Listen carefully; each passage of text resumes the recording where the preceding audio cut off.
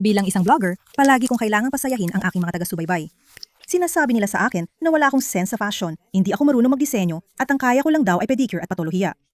Para hindi kayo malungkot, mga mahal kong taga-subaybay, gagawa ako ng isa na namang kakaibang disenyo para sa inyo. Mayroon akong sirang kuko dito, kaya gagamit ako ng upper forms sa paggawa.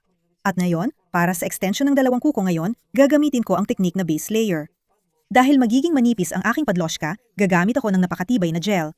Ito ay mula sa Fiber Series.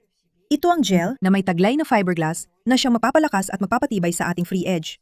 Naglalagay ako ng kaunting fiber gel at inilalagay ko ito na may kaunting agwat dahil ang plano natin ay gumawa ng kakaibang disenyo na talagang walang may gusto at wala talagang magsusuot.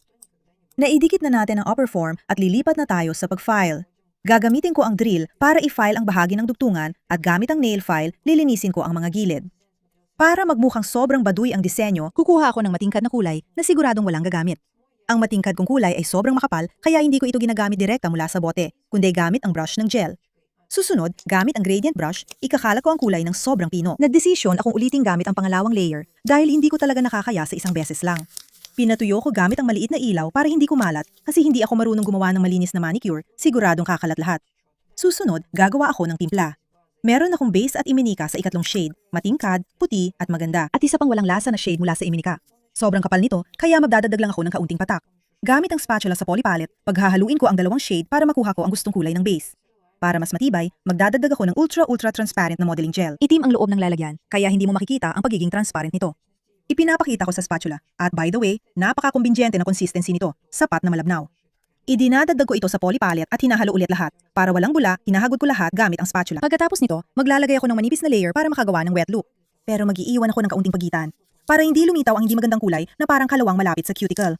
Pagkatapos, magtatrabaho na ako gamit ang normal na gel technique. Hinihila lahat papunta sa dulo ng kuko. Inaayos ko gamit ang manipis na brush dahil hindi ako marunong magtrabaho gamit ang isang patak lang ng gel brush. Nagkakaiba-iba ang itsura ng mga kuko, kaya kailangan ko talagang i-file. Pero bago yon, syempre, tatapusin ko muna lahat ng kuko gamit ang top coat. Malaki ang bote ng top coat ko. May 30 mililitro ito. By the way, ang ganitong top coat ay mapapakinta mula umpisa hanggang dulo ng paggamit. Nilalagay ko ito ng manipis na layer para hindi masyadong makapal. Pero sa totoo lang, bakit ko pa pinaghihirapan, palagi rin naman ganito ang kalalabasan. Nakakainis na mga pay. Pinapakinis ko ang dulo ng kuko, nililinis ko rin ang loob gamit ang carbide drill bit. Inaayos ko ang hugis hanggang sa medyo perpekto na ito kahit medyo duda pa rin. At syempre, gaya ng dati, pinapaiyak ko ang modelo. Kasi ito na yata ang pinaka-weird na manicure na naranasan niya. At hindi ko rin alam kung paano niya madadala ang ganyang mga kuko.